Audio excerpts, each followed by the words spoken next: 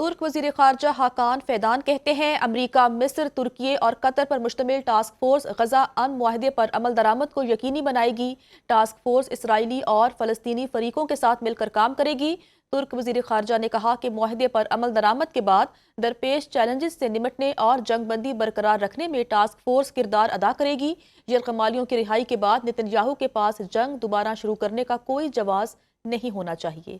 ترک وزیر خارجہ حاکان فیدان کہتے ہیں امریکہ مصر، ترکی اور قطر پر مشتمل ٹاسک فورس غزہ امن معاہدے پر عمل درآمد کو یقینی بنائے گی۔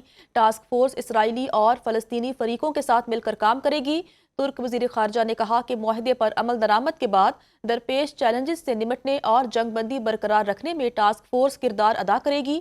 یرغمالیوں کی رہائی کے بعد نتن یاہو کے پاس جنگ دوبارہ شروع کرنے کا کوئی جواز نہیں ہونا چاہیے۔ ترک وزیر خارجہ حاکان فیدان کہتے ہیں امریکہ مصر، ترکی اور قطر پر مشتمل ٹاسک فورس غزہ امن معاہدے پر عمل درآمد کو یقینی بنائے گی۔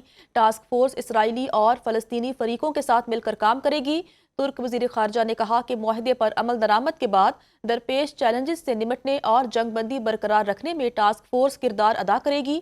یرغمالیوں کی رہائی کے بعد نتن یاہو کے پاس جنگ دوبارہ شروع کرنے کا کوئی جواز نہیں ہونا چاہیے۔